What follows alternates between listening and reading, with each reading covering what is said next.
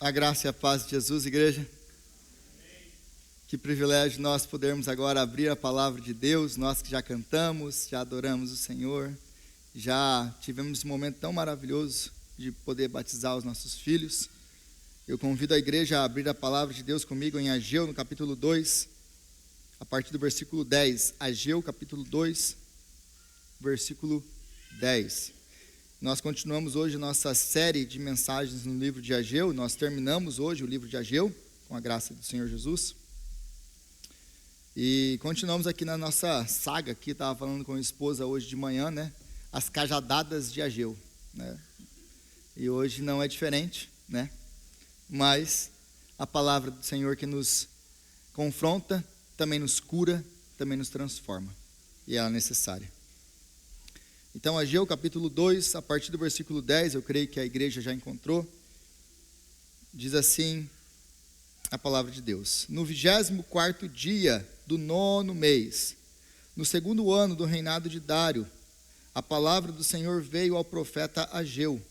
Assim diz o Senhor dos Exércitos: Faça aos sacerdotes a seguinte pergunta sobre a lei: Se alguém levar carne consagrada na borda das suas vestes, e com elas tocar em pão ou em algo cozido, ou em vinho ou azeite, ou em qualquer comida, isso ficará consagrado?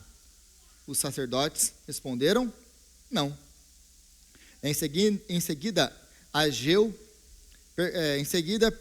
perguntou: se alguém ficar impuro por tocar em cadáver, e depois tocar em alguma dessas coisas, ela ficará impura? Sim, responderam os sacerdotes, ficará impura. Então Ageu replicou: Declara o Senhor: Assim é este povo e esta nação diante de mim. Tudo o que fazem e tudo o que me oferecem é impuro. Agora prestem atenção. De hoje em diante, reconsiderem isso. Em que condições vocês viviam antes de que se colocasse pedra sobre pedra no templo do Senhor? Quando alguém chegava a um monte de trigo procurando 20 medidas, havia apenas 10. Quando alguém ia ao lagar tirar 50 medidas, só encontrava 20. Eu destruí o trabalho das suas mãos, com pragas, fungos e granizo, mas vocês não se voltaram para mim, declara o Senhor. A partir de hoje, o 24º dia do 9º mês, atentem para o dia em que os fundamentos do templo do Senhor foram lançados. E reconsiderem: ainda há alguma semente no celeiro? Até hoje, a videira, a figueira, a romeira e a oliveira não têm dado fruto. Mas de hoje em diante abençoarei vocês. A palavra do Senhor veio a Ageu pela segunda vez no 24º dia do 9º mês. Diga a Zorobabel, o governador de Judá, que eu farei tremer o céu e a terra. Derrubarei tronos e destruirei o poder dos reis estrangeiros. Virarei os carros e os seus condutores. Os cavalos e os seus cavaleiros cairão cada um pela espada do seu companheiro. Naquele dia, declara o Senhor dos Exércitos, eu o tomarei, meu servo Zorobabel, filho de Sealtiel, declara o Senhor. E farei de você um anel de selar, porque eu tenho escolhido, declara o Senhor dos Exércitos. Palavra de Deus. Senhor, te exaltamos e glorificamos o teu santo nome. E pedimos agora ao Pai que o Senhor venha nos dar iluminação do Espírito Santo para entender a sua palavra. Que o Senhor venha nos dar graça. Quanto a mim, que o Senhor venha me dar a graça de comunicar com clareza a tua palavra. E que o teu nome seja glorificado na exposição da tua palavra. E que o nome de Cristo seja exaltado. É a nossa oração. Em nome de Jesus. Amém. Amém. Então hoje nós continuamos a nossa série aqui com Ageu, concluindo o final do livro de Ageu. E eu gostaria de propor algumas perguntas, porque nós vamos ver que Ageu vai lidar diretamente com essas perguntas, como vai ficar claro no decorrer da mensagem. Mas eu gostaria de fazer algumas perguntas antes de nós sequer começarmos a analisar o texto. A primeira pergunta que eu tenho para você, e você não precisa me responder, apenas reflita sobre elas. Como você tem se relacionado com Deus? Que tipo de relacionamento você tem mantido com Deus? Você tem usado a Deus ou adorado a Deus? Qual é o seu relacionamento? Que tipo de relacionamento você tem com Deus? É um relacionamento familiar? É um relacionamento comercial? E a terceira e a última pergunta: eu tenho feito o mínimo necessário para conseguir as bênçãos de Deus, ou eu realmente quero um relacionamento com Deus? Então, todas as perguntas aqui estão relacionadas a qual tipo de relacionamento nós temos com Deus. Porque o livro de Ageu, agora, o finalzinho do livro de Ageu, ele vai nos dar um diagnóstico do nosso relacionamento com Deus. Então, o chamado aqui de Ageu para nós hoje é avaliarmos o nosso relacionamento com o Senhor e ver se o nosso relacionamento com o Senhor tem sido um relacionamento de intimidade familiar ou um relacionamento de troca comercial. Qual é o relacionamento que nós temos com o Senhor? E o livro de Ageu vai nos dar então um diagnóstico para podermos avaliar o nosso relacionamento com Deus. Se você se lembra do capítulo ou da passagem anterior que nós lemos, ou no último domingo, do versículo 1 ao versículo 9, Deus então, ele tinha chamado o povo ao encorajamento. Voltando ainda mais no capítulo 1, todo o capítulo 1 que nós vimos há 2 domingos atrás, nós falamos de prioridades. Deus acusa o povo porque as suas prioridades estavam completamente invertidas. Eles diziam: não chegou o tempo de reconstruirmos a casa do Senhor. Aí Deus então pergunta no versículo 4, bom, não chegou o tempo de reconstruir a minha casa, mas a casa de vocês chegou o tempo. Vocês priorizam a casa de vocês, vocês priorizam os negócios de vocês, vocês priorizam as coisas de vocês, mas eu não sou prioridade. É por isso que vocês dizem: não chegou o tempo de reconstruir a casa do Senhor. Então o capítulo 1 deixa muito claro que as prioridades estavam invertidas e estavam erradas. E Deus deixa muito claro isso para eles. No capítulo 2, então, nós vimos que, na última semana, eles começam a trabalhar. E apenas 27 dias depois que eles começam a trabalhar, eles se arrependem, eles começam a trabalhar, eles voltam ao trabalho, e eles já estão desanimados, já estão desencorajados, porque eles olham para o templo que eles estão construindo e eles ficam desanimados. É muito trabalho para pouco resultado. E aí Deus então os encoraja. Encoraja como? Mostrando para eles que apesar daquela obra, aos olhos humanos, ser uma obra realmente que poderia ser vista como insignificante, Deus através disso está trazendo, está erguendo, está trabalhando para trazer uma grande obra. Então era isso que deveria motivar o coração deles, não aquilo que eles viam, mas aquilo que Deus estava fazendo através daquilo que eles estavam construindo e fazendo aquilo que eles não viam, porque tudo aquilo estava apontando para Cristo.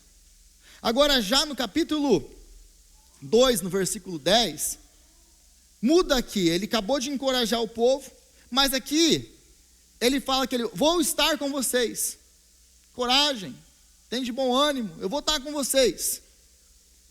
Mas a pergunta que tem que ficar: eles estão prontos para poder receber as bênçãos do Senhor? Como que está o coração do povo aqui? Então esse texto aqui, a mensagem de Ageu, do versículo 10 ao versículo 23 que nós lemos, ela tem pelo menos 3 divisões que nós podemos fazer aqui desse texto. A primeira delas, ele vai dar o diagnóstico do problema deles. Ou posso melhorar, o diagnóstico do nosso problema. Porque Ageu não está falando apenas deles. Então ele vai dar o diagnóstico do problema. Do versículo 10 ao versículo 14, nós temos o diagnóstico do problema. Do versículo 15 ao versículo 19, nós temos da maldição para a bênção. Deus, então, eles estão debaixo de maldição por causa da condição deles. Mas Deus vai resolver essa questão da maldição e vai trazê-los para a bênção. Aí do versículo 20 ao 23, que é o final, nós vamos ter o agente por onde essas bênçãos vão chegar, por onde a bênção vai chegar na vida deles. Então nós temos essa divisão aí nesse texto. Então o argumento todo aqui teológico, ele vai do diagnóstico do problema, da promessa de solução, até aí o agente dessa restauração. Começando então do versículo 10 de novo, se você estiver com a Bíblia aberta, se você não tiver, não feche sua Bíblia, você vai precisar dela aí. No 24º dia do 9º mês, no 2º ano do reinado de Dário, a palavra do Senhor veio ao profeta Ageu. Assim diz o Senhor dos Exércitos, faça aos sacerdotes a seguinte pergunta sobre a lei: se alguém levar carne consagrada na borda das suas vestes e com elas tocar pão, ou algo cozido, vinho, ou em azeite, ou em qualquer comida, isso ficará consagrado? Os sacerdotes responderam, não. Em seguida, Ageu perguntou, se alguém ficar impuro por tocar um cadáver, e depois tocar em alguma coisa dessas, ela ficará impura? Sim, responderam os sacerdotes, ficará impura. Então, Ageu replicou, Deus declara, assim é este povo e esta nação diante de mim. Tudo o que fazem e tudo o que me oferecem é impuro. Então aqui, ele dá o diagnóstico do problema. O povo, tudo que o povo faz, tudo que o povo oferece para Deus é impuro. Esse, de uma maneira muito simples, é o diagnóstico aqui de Ageu para esse povo. E por que tem todo esse diagnóstico de pureza? Ele vai fazer toda uma volta aí para chegar no diagnóstico. E talvez para nós, quando nós lemos isso aqui, essa primeira conversa de Ageu com os sacerdotes, não fica muito claro qual que é o objetivo disso aqui, né? Parece que é um negócio meio, qual que é o ponto? Por que ele está fazendo essas perguntas? Então note que a palavra do Senhor veio primeiro aqui a Ageu. E Deus manda a Ageu ir perguntar aos sacerdotes. Vá fazer uma pergunta aos sacerdotes. Como que funcionava, né, no tempo dos sacerdotes, no tempo bíblico? Você tem os sacerdotes, você tem os mestres da lei, eles são os instruídos na Torá. Eles são os instruídos nos escritos dos profetas. Eles conhecem o Antigo Testamento. Então, se alguém tinha alguma dúvida, ela ia perguntar para o sacerdote, ela ia perguntar para os mestres da lei, perguntar para as autoridades, porque, diferente de nós, eles não carregavam a Bíblia e não tinham dúzias de Bíblias nas suas casas para não ler. Eles tinham dúvidas, tudo que eles aprendiam quando era ensinado nas sinagogas, no templo, e quando eles perguntavam para os sacerdotes. Então, Deus aqui, ele está basicamente chamando eles para uma conversa. E Deus está fazendo uma pegadinha aqui com eles, se eu posso colocar dessa maneira. Ele faz uma pergunta para eles, olha, se alguém pegar carne do sacrifício, que é santo, e aí você vai precisar de todo um contexto do Antigo Testamento, das leis de Levíticos, né, as leis de Moisés, para entender isso aqui. Ele basicamente funciona assim, os sacrifícios oferecidos para Deus eram santos. Alguns desses sacrifícios eram queimados completamente, outros sacrifícios eram sacrifícios que aquelas pessoas, os ofertantes, poderiam tirar uma parte dele, levar e comer esse sacrifício. Agora, eles levam isso, e esse objeto que eles estão levando, porque está tocando diretamente nesse objeto santo, então ele está consagrado também. Essa lei lá de Levíticos, quando se sangue das ofertas caísse na roupa lá, ele tem que ser lavado num lugar santo. Então tem toda uma questão ritual aqui. Então a santidade dessa carne, a santidade dessa oferta a Deus, ela passava. E esse tecido, isso que eles levavam, estava santificado. Agora, a pergunta dele vamos supor que você pegou, está levando isso numa sacola. Essa carne que foi oferecida ao Senhor, que é santa, que você pode comer, está levando numa sacola. Ela está tudo santo ali. Quando ela rela numa mesa, quando ela rela numa comida, quando ela rela em alguma outra pessoa, essa comida, essa mesa fica santo por causa desse contato? Qual que é a resposta deles? Não. Não. Aí ele, tá bom, beleza. Não é, a lei de Moisés deixa isso muito claro. Aí ele faz uma outra pergunta, mas e se for invertido? Se alguém que relou em um cadáver, lembre-se que pela lei mosaica, se você relasse em um cadáver, você ficava impuro por 7 dias. Então você não pode chegar perto de coisas consagradas ao Senhor. Você não pode entrar no templo. Tem várias coisas. Tem um ritual de purificação que você tem que passar. Então ele pergunta para eles, tá, mas se alguém que relou em um cadáver, relar nesses sacrifícios, eles ficam impuros? Ficam. Em tudo, aliás, que eles relarem agora, fica impuro. Então, o que ele está nos mostrando aqui é que a santidade, ela não é contagiosa, mas a impureza sim. Esse é o ponto disso aqui. A santidade não é transmitida de um para o outro por causa do toque. Aquilo que está ali, relou na mesa, a mesa não ficou santa por causa disso. Mas a impureza é transmitida. Esse é o contraste aqui que ele está fazendo aqui entre santidade, então, e pureza, ou pureza e impureza. Ela é transmitida aí, a impureza tocou em um, tocou em outro. Quanto mais vai se alastrando o toque, mais impuro vai ficando. Mas a santidade não. Esse é o ponto aqui que ele está mostrando. A impureza é contagiosa, a santidade não. Em resumo, pode ser colocado dessa maneira. Aí Deus, ele faz então uma acusação à nação. Ele vai usar a própria palavra dos sacerdotes, por isso que eu falei que é uma pegadinha. Deus, ele vai pegar a própria lei, o conhecimento deles que eles tinham pela lei, o conhecimento que eles tinham dos rituais, do que é puro e do que é impuro. Eles conheciam o que é pureza e impureza. Muito bem. É por isso que Deus faz isso. Ele está usando a própria declaração deles como acusação contra os sacerdotes, porque era eles que ofereciam sacrifícios, era eles que ofereciam as ofertas ao Senhor, e também ao povo. Aí ele fala no versículo 14, então Ageu replicou, declara o Senhor, assim é este povo e esta nação diante de mim, tudo o que fazem e tudo o que me oferecem é impuro. O ponto é, eles estão trazendo coisas para ser sacrificadas no altar do Senhor, que é um lugar santo. Mas eles estão trazendo coisas para serem sacrificadas no lugar santo com mãos impuras. E porque eles estão impuros, tudo fica impuro. A oferta é impura, o altar está impuro, tudo está impuro porque o povo está impuro. Eles estão oferecendo ao Senhor sacrifícios e ofertas de maneira impura, então nada é aceito. Esse é o ponto aqui. Porque vocês me oferecem dessa maneira, com as vidas de vocês impuras, tudo é impuro. Não tem nada santo. Vocês vêm fazer o serviço de vocês religioso, está tudo aí certinho no esquema que vocês estão fazendo. Mas está tudo impuro. Por quê? Porque vocês estão impuros. E por que eles estão impuros? O capítulo 1 deixou muito claro porque eles estão impuros. Por que eles estão impuros? Porque as prioridades estão invertidas. Eles estão impuros porque eles estão em desobediência a Deus.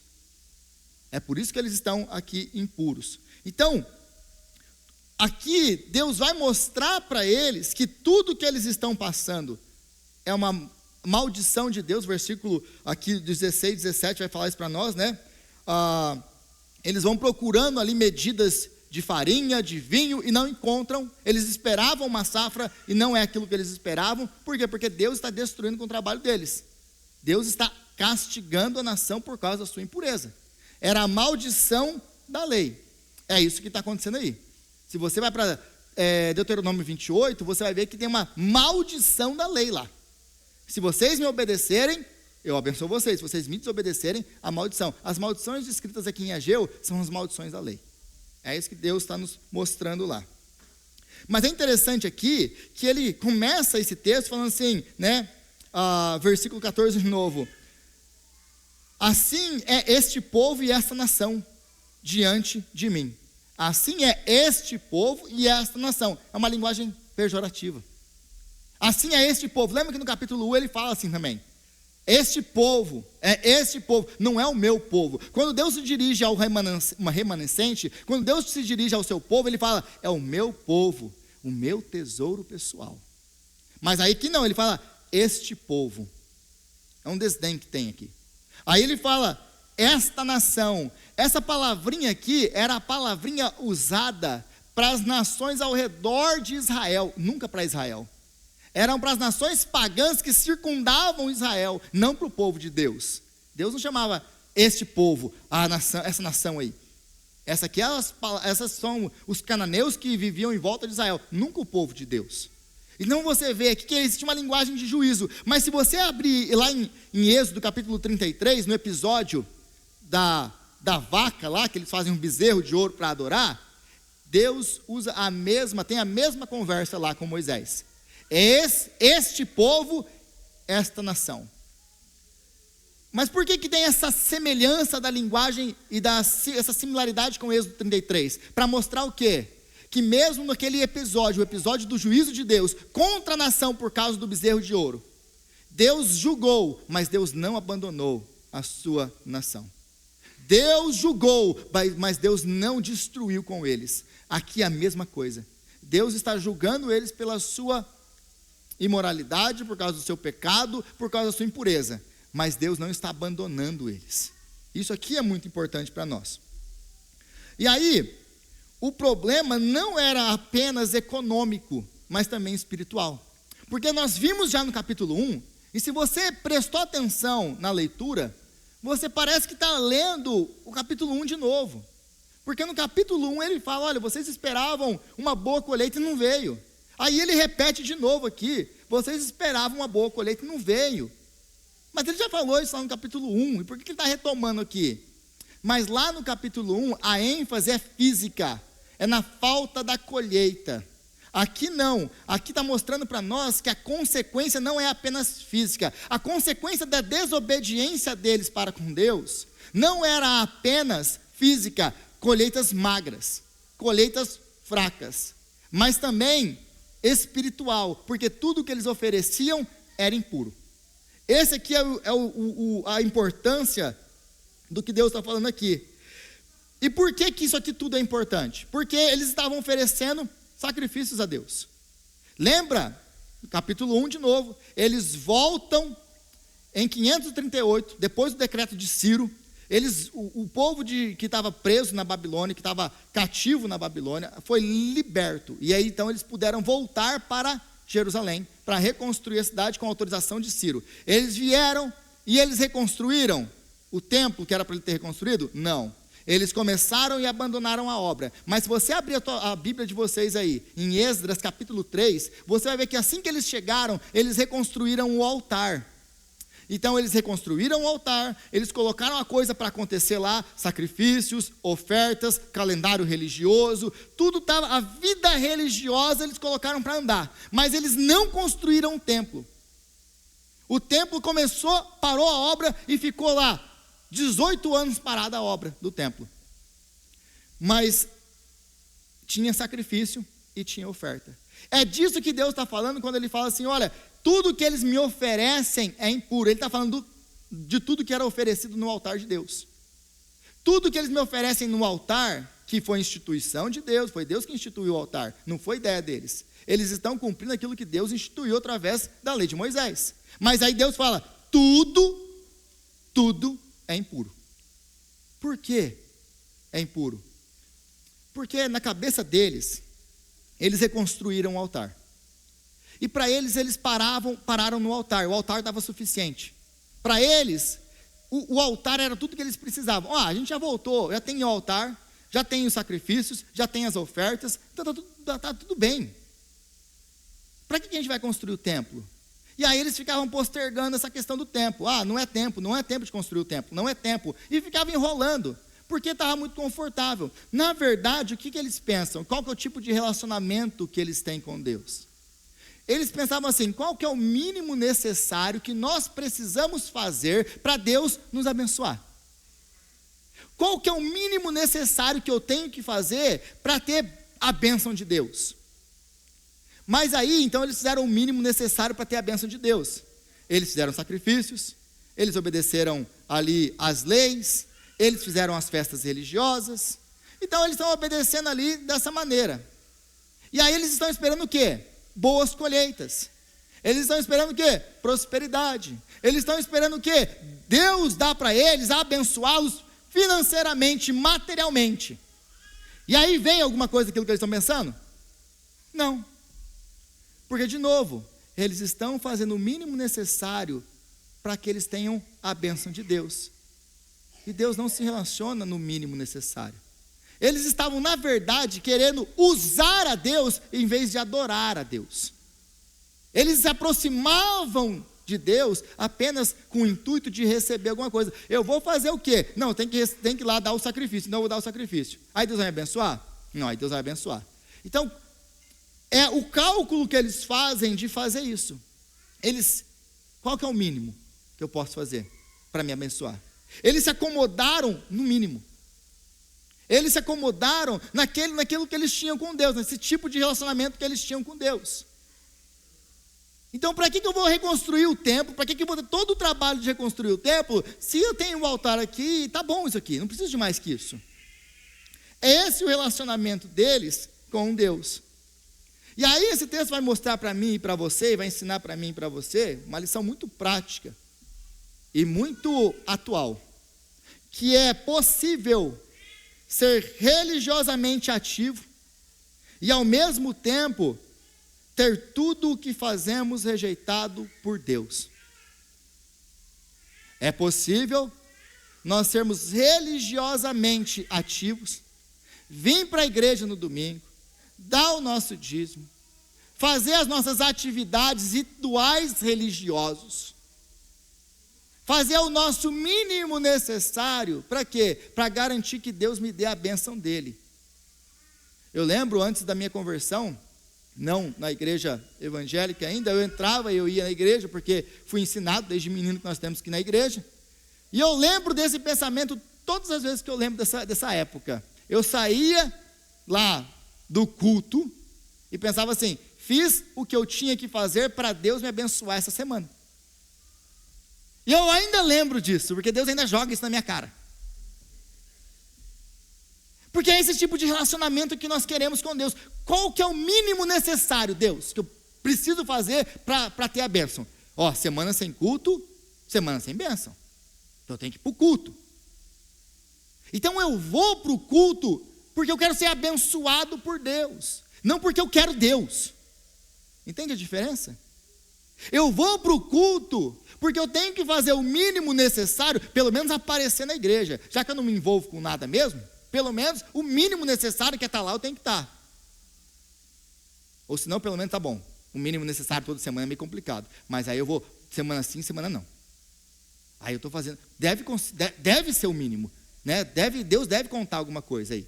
A cada 15 dias tá bom, tá? Então isso mostra, meus irmãos, que nós não estamos nos relacionando com Deus por amor.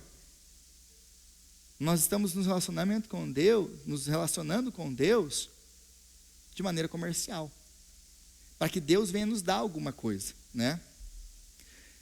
Mas o problema de tudo isso é que Deus, ele não é um patrão no céu, ele é o pai no céu.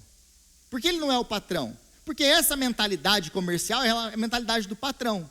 A mentalidade do patrão basicamente funciona assim: você trabalha, você se esforça, você faz o seu melhor, para que no final do mês o seu patrão te dê um bônusinho.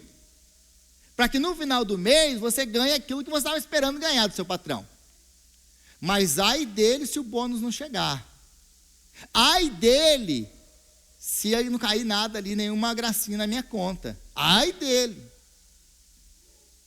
E esse é muitas vezes o nosso relacionamento com Deus. Sabe por quê? Porque quando Deus não nos dá, nós fazemos nossos ritos religiosos, nós vamos para a igreja, nós damos até um dinheirinho lá na igreja. E aí Deus não dá aquilo que eu esperava ou aquilo que eu queria, ou pior, tira de mim alguma coisa que eu amava, eu fico irado com Deus. Sabe por quê? Porque eu penso que Deus me deve alguma coisa. Sabe por quê? Porque o meu relacionamento com Ele é um relacionamento de patrão. e empregado. É um relacionamento comercial, não é um relacionamento de pai com filho. E Deus não se relaciona conosco num relacionamento de troca, porque, primeira coisa, Deus não precisa de nada. Segunda coisa, Deus não deve nada a ninguém. Deus não te deve nada, absolutamente nada. Tudo que nós temos é graça de Deus.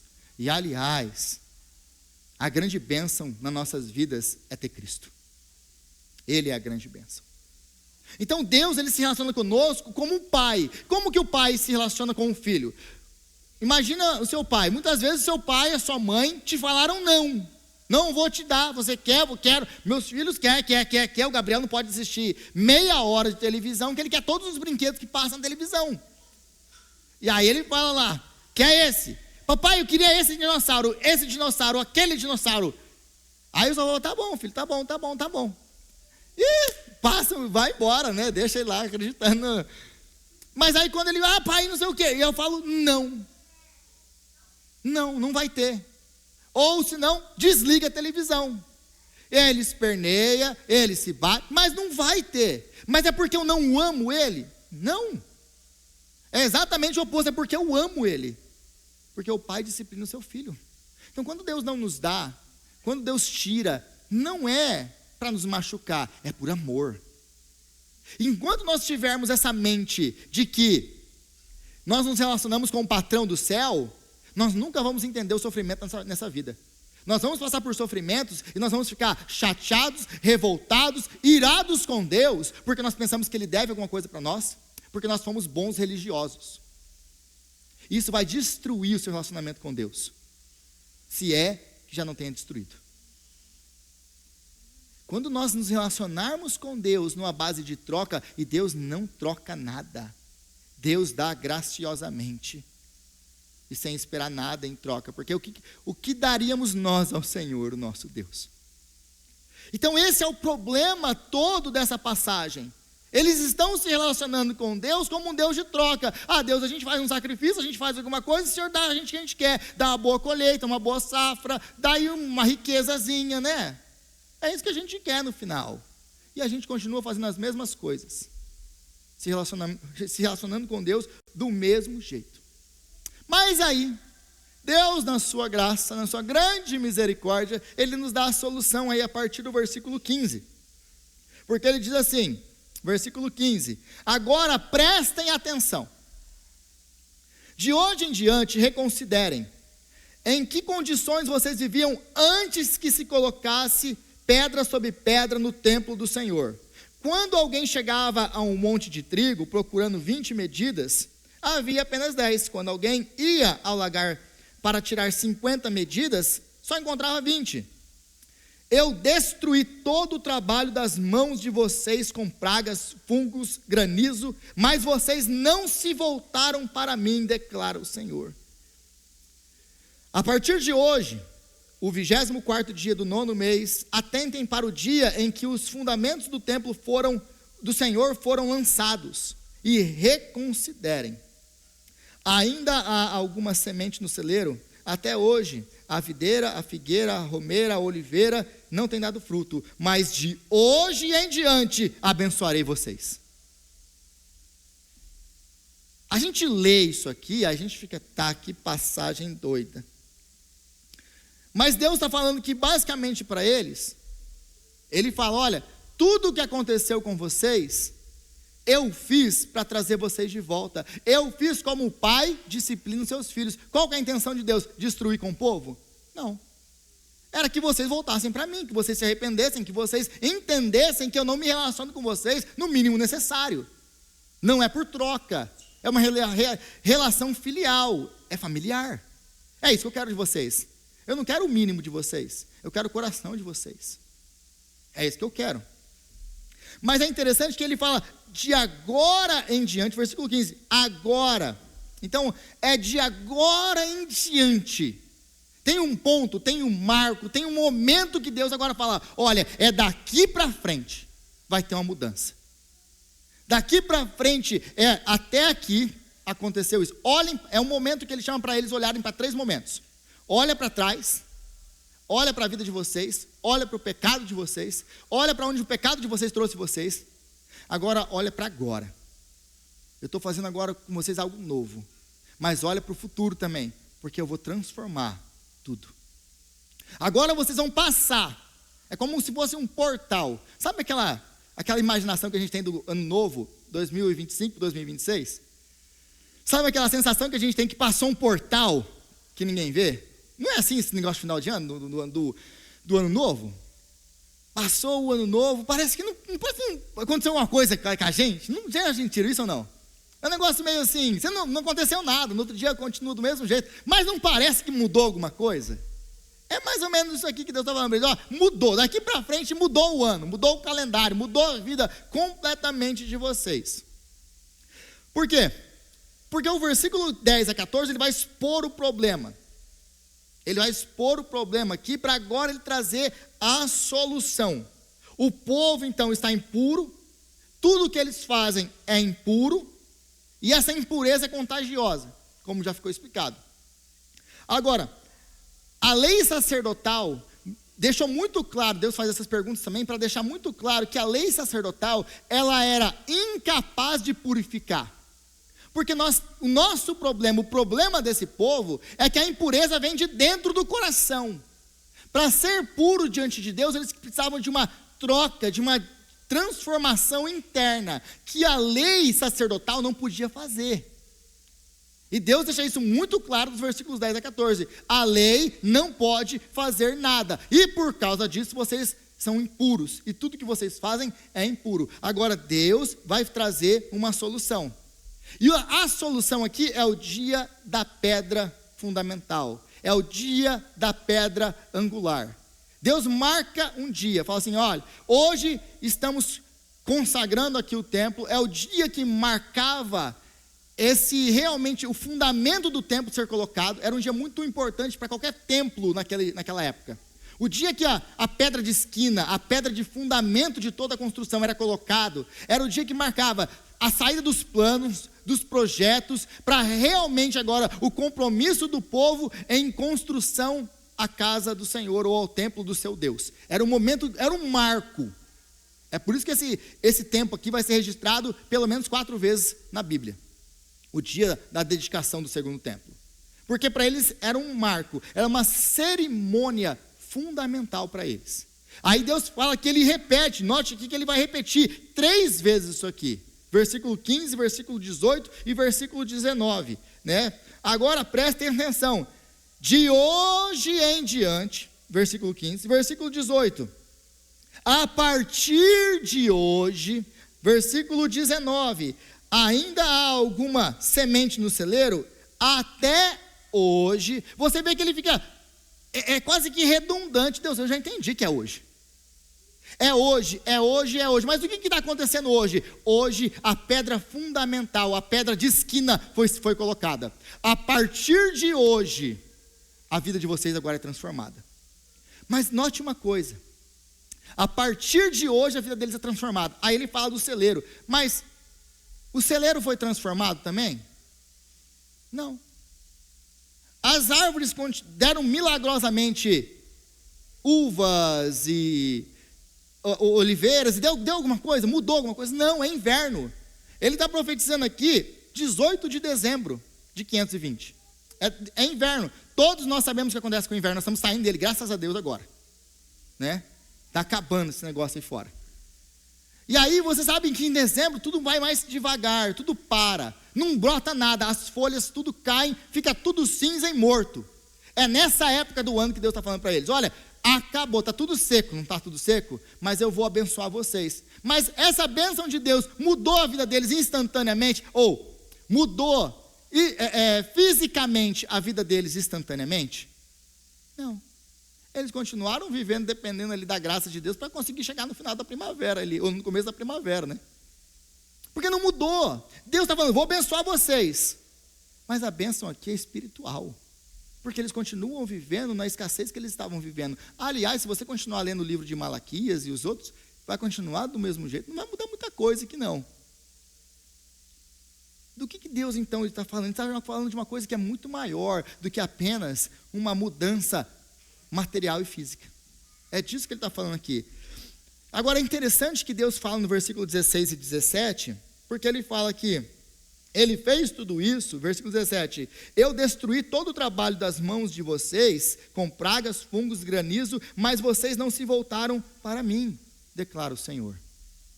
É interessante para nós, meus irmãos, que muitas vezes nós pensamos, a pessoa passa por sofrimentos, ela então vai se voltar para Deus, vai buscar a Deus, mas isso não é verdade. Muitas vezes nós passamos por sofrimentos, angústias, e nós, na verdade, em vez de nos voltarmos para Deus, nós nos endurecemos com Deus. O sofrimento, ele tem a capacidade de fazer duas coisas na nossa vida. Ele tem a capacidade de endurecer o nosso coração, ou de amolecer. O mesmo sofrimento que tem a capacidade de nos afastar de Deus, tem a capacidade de nos aproximar de Deus. Vai depender do quê? Vai depender de como nós entendemos o sofrimento. Para muita gente, quando eles passam por sofrimentos, eles querem arrumar uma desculpa, ou culpar alguém. Foi culpa dessa pessoa, foi culpa disso, foi culpa daquilo. Quer culpar alguém. Outras pessoas, quando elas entendem através da palavra de Deus que os sofrimentos é o chamado de Deus para voltarmos para Ele. E como que eles entendem isso? Como que o povo de Ageu entende que Deus estava chamando? Porque durante 18 anos eles voltaram lá e eles estão vivendo essa vida que nós acabamos de ler aqui, de falta, de escassez, de colheitas mirradas. Eles estão vivendo isso há anos, e não caem em si. Então, quando é que cai a ficha? Quando então Ageu chama e fala para eles, olha, vocês estão vivendo assim por causa do pecado de vocês. É Deus que está colocando a mão para trazer vocês de volta, para que vocês se arrependam. Aqui nós encontramos então a necessidade da pregação fiel da palavra de Deus. Porque quando nós escutamos qualquer outra coisa que não é a pregação fiel da palavra de Deus, uma pregação que conforta os crentes nos seus pecados, uma pregação que apenas é aquele coach, você consegue, você vai, você é o melhor, Deus vai te dar, se você der aqui, Deus vai te dar ainda mais. Sabe o que essa pregação vai fazer com você no momento de sofrimento? Ela vai destruir com você. Porque aí você vai pensar assim, mas espera aí, eu dei, eu fui, eu fiz, e eu estou passando por esse sofrimento aqui, não vai casar uma coisa com a outra, e aí você abandona a sua fé. Sabe por quê? Porque o seu relacionamento é um relacionamento de troca. Você não entendeu ainda que é o Pai chamando você de volta. É por isso que nós temos que pregar a palavra de Deus de maneira fiel às Escrituras, como a Escritura nos dá a ser pregada. Senão, nós vamos matar o povo de Deus com as mentiras. Agora, quando você entende a verdade da palavra de Deus, você passa por sofrimentos e você sabe que os sofrimentos que você está passando não é porque Deus não te ama, mas Deus está te ensinando algo no meio dos seus sofrimentos. É isso que nós vamos passando e entendendo. Agora, a terceira e a última coisa que nós aprendemos aqui, os versículos 20 ao 23, agora é o mediador da bênção. Deus, então, faz o diagnóstico do problema. Deus, então, mostra para eles, daqui em diante, a partir desse momento, vocês vão ser abençoados. Aí Deus agora, então, ele fala para nós, quem é o agente dessa bênção? Como que Deus vai abençoar? Versículo 20 ao 23 aí. Então, a palavra do Senhor veio a Ageu pela segunda vez, no 24º dia do 9º mês. Note que é o mesmo dia, isso aqui. Diga a Zorobabel, o governador de Judá, que eu farei tremer o céu e a terra, derrubarei tronos e destruirei o poder dos reis estrangeiros. Virarei os carros e os seus condutores, os cavalos e os seus cavaleiros cairão, cada um pela espada do seu companheiro. Naquele dia, declara o Senhor dos Exércitos, tomarei o meu servo Zorobabel, filho de Sealtiel, e declara o Senhor, e farei de você um anel de selar, porque eu tenho escolhido, declara o Senhor dos Exércitos. Se você notou aqui a linguagem que ele usou, logo nos primeiros versículos, 20, 21 aqui, 22, você vai ver que ele chega assim, a palavra do Senhor veio a mim, aí diga a Zorobabel, governador, farei tremer os céus e a terra. Depois ele fala,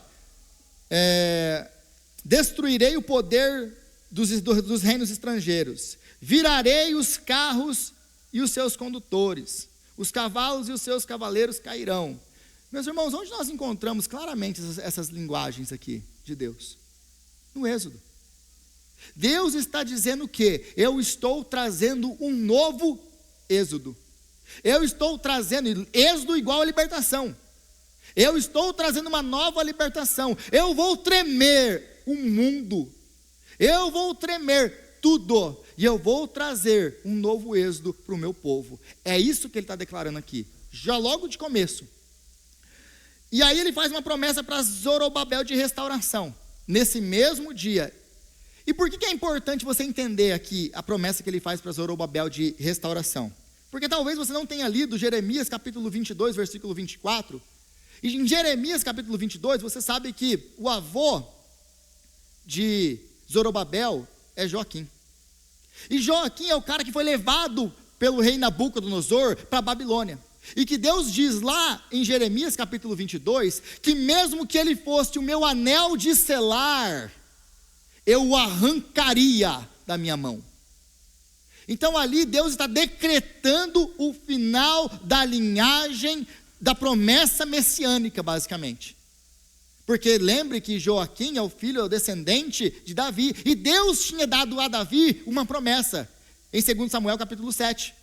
Que, olha, Davi queria construir uma casa para Deus. Deus falou assim, não é você que vai construir uma casa para mim, sou eu que vou construir uma casa para você. É a linguagem toda aqui de Ageu. Não é você, sou eu que vou construir uma casa para você, ou seja, uma dinastia para você. Mas então, essa promessa de Davi, ela vai por toda a Bíblia, e ela é aquilo que o povo, os judeus seguravam. Deus prometeu que nunca ia faltar um descendente no trono de Davi. Mas com a Babilônia, e com Joaquim, esse rei levado para a Babilônia, e morto na Babilônia, parece que a promessa acabou. Aí você tem aqui Zorobabel, que é descendente de Davi, mas ele não está no trono. Ele é um governador fantoche de um imperador pagão. Então acabou a promessa, era isso que eles tinham no coração. Quando eles escutam isso daqui, farei de você um anel de selar, porque eu tenho escolhido. Eles entenderam muito bem que Deus estava falando. Deus está restaurando a linhagem davídica. Deus está restaurando a promessa de um Messias, de um rei centrado no trono de Davi. Eu vou restaurar a nação de Israel. Era isso que ele estava falando. Eles entenderam, e nós não podemos entender o que Deus está falando aqui, se nós não entendermos que Deus usa as mesmas palavras em Jeremias para o avô dele. Mesmo que você fosse o meu anel de selar, eu arrancaria, acabou com você, eu não tenho mais aliança com vocês. Aí Deus, agora ele restaura a aliança com Davi. Ele reverte a maldição que ele tinha mesmo colocado em Jeremias, agora através de Zorobabel. Mas essa aliança aqui com Davi, restaurada em Zorobabel, que eles pensavam ter destruído, ou ter sido destruída, né, por causa da desobediência do povo e do cativeiro da Babilônia.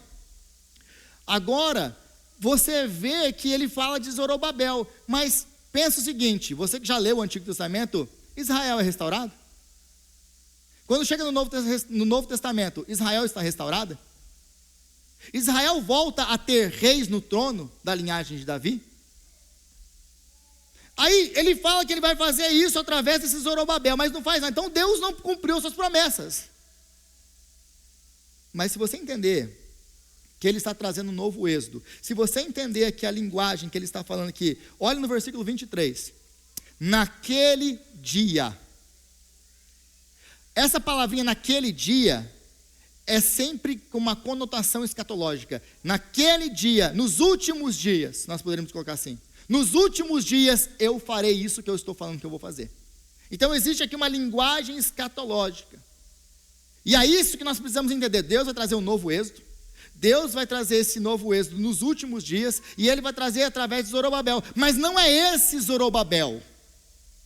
É o filho desse Zorobabel, o descendente desse Zorobabel. Porque se você for para as genealogias do Novo Testamento, Jesus é descendente de quem? Zorobabel.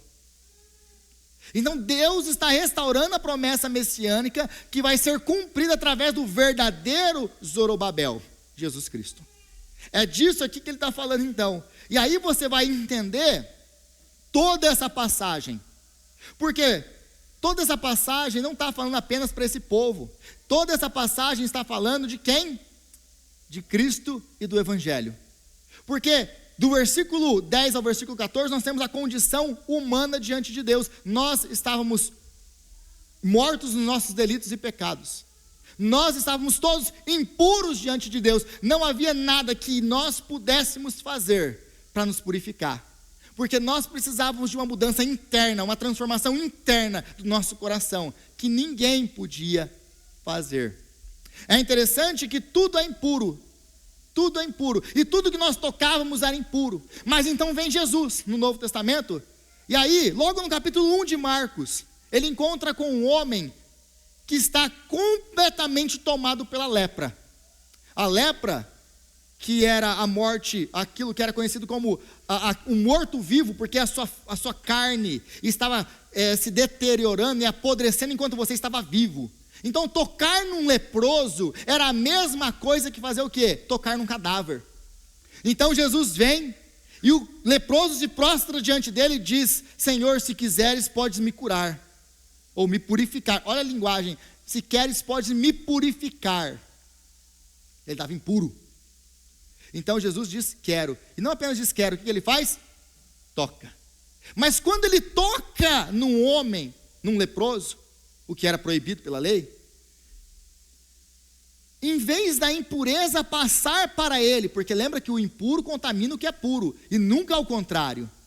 Mas em vez da impureza passar para ele, ele passa a sua pureza para o leproso. E como que nós podemos ter certeza disso? Porque o leproso fica curado. Ele fica purificado. Então a santidade de Jesus, diferente da santidade desses objetos do templo, do culto, dos sacrifícios, que não podia passar para os seus adoradores, essa santidade, que não podia passar para outras coisas, essa santidade que não é contagiosa, mas antes ficava impura por causa do toque de gente impura como nós, agora não, agora veio aquele que é puro, e ele toca, e tudo fica puro. Aonde ele toca, tudo fica puro. É disso que ele está falando aqui. E aí, então ele mostra da nossa condição. A condição de impureza que nós nos encontrávamos, e o verdadeiro Zorobabel, que é Cristo, tocou nas nossas vidas, nos fez puros de novo. E aí do versículo 15 até o versículo 19, essa ênfase que nós vimos aqui, é hoje, é hoje, é hoje, é a partir de hoje. Por que ele dá essa ênfase? Porque isso aqui está mostrando o dia que Jesus Cristo foi morto. É naquele dia, até ali nós temos uma vida. Depois da morte de Cristo, da ressurreição de Cristo, em Cristo, no dia da sua morte, todos os nossos pecados foram pagos, nós fomos feitos puros diante de Deus. É aquele dia, por isso que é essa ênfase que ele está dando aqui, no dia, atente para esse dia, porque é o dia que a pedra fundamental, a pedra angular que os construtores rejeitaram, ele é a pedra, ele é o templo, ele é a pedra de esquina. Então existe uma vida até Cristo. Considerem a sua vida até esse dia. Para nós, hoje, considere a sua vida até aquele dia que você teve encontro com Cristo. Considere a sua vida até aquele dia que os seus olhos foram abertos, seus ouvidos foram abertos, e você entendeu a mensagem do Evangelho, e você falou: é isso. Você até então tinha uma vida marcada pela maldição, marcada pela impureza, marcada pelo afastamento de Deus. Mas a partir desse dia, por causa de Cristo, toda a nossa sorte foi mudada. Aí ele fala: eu vou abençoar vocês. Note que ele não fala como ele vai abençoar. Ele não fala, vou dar, como geralmente é no Antigo Testamento, vou dar boas colheitas, vou dar prosperidade financeira. Ele não fala nada disso. Eu vou abençoar vocês. Porque ele já nos abençoou com todas as sortes de bênção nas regiões celestiais em Cristo Jesus. É o que o apóstolo Paulo vai falar em Efésios capítulo 1. Ele já nos abençoou. Então existia um tempo antes de Cristo e depois de Cristo para nós. Nós já não estamos mais no tempo da maldição, no tempo da impureza, no tempo do afastamento. Nós agora que estamos em Cristo, nós agora somos mais do que vencedores em Cristo Jesus. Nós fomos abençoados em Cristo Jesus. Agora nós Nós estamos em Cristo e nada pode nos afastar de Deus. Deus nos escolheu em Cristo antes da fundação do mundo e entregou o seu Filho por nós. Então tudo isso aqui aponta para o Evangelho de Jesus Cristo, aponta para a nossa salvação em Cristo Jesus, o nosso Senhor. Senhor, nós te exaltamos e te glorificamos pela sua palavra. Oh Deus, obrigado porque nós estávamos impuros diante do Senhor, mas o Senhor, na sua grande graça, fez aquele que não conheceu pecado no nosso lugar, para que através da pureza dele nós pudéssemos ser purificados, justificados, redimidos e apresentados diante do Senhor, santos e incorruptíveis, sem mancha, sem culpa, livres de qualquer acusação. Oh Deus, obrigado, porque o Senhor fez de nós impuros, puros, através do sangue do nosso Senhor Jesus Cristo. Obrigado porque a nossa vida tem um marco, um ponto, onde tudo foi mudado, até o dia em que nós encontramos Cristo. Agora nós estamos debaixo da bênção, nós estamos debaixo da sua boa mão que tem nos guiado, nos abençoado e nos guardado. Obrigado, Senhor, nós te exaltamos, obrigado, nós te louvamos por tudo isso, te agradecemos em Cristo Jesus, amém, amém.